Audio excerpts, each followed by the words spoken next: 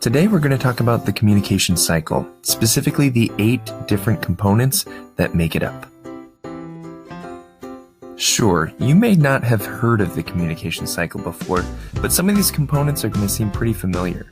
To begin, we always start with the sender, who has some kind of idea that he is trying to get to a receiver.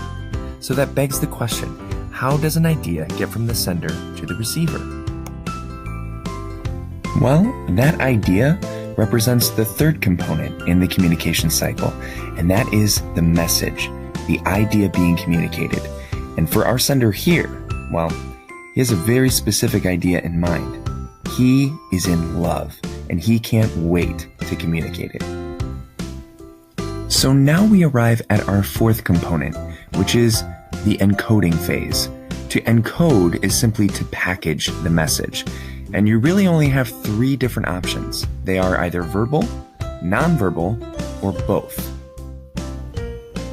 Our sender has decided that a love letter would be the best way to encode his message. This brings us to our 5th component, and that is the channel, which is simply defined as how the receiver takes in the message. Human beings have 5 channels. Think, what else do you have 5 of? If you guessed your 5 senses, you'd be right. Hearing, seeing, and feeling are the primary ways in which human beings take in information. And in this case, if it's a love letter, she will be using sight. Having taken in this message, she now needs to make sense of it.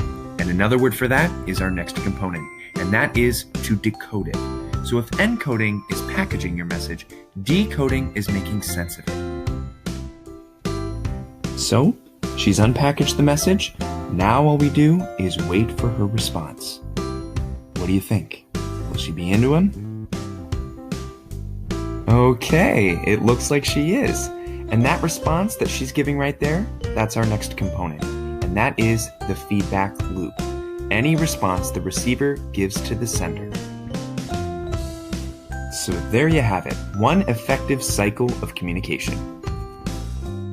But wait, we're forgetting our final element, and that is noise, which is simply defined as anything complicating a message being sent or received.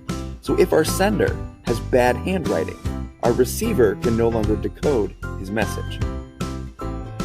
This, of course, alters her response, and therein changes the feedback.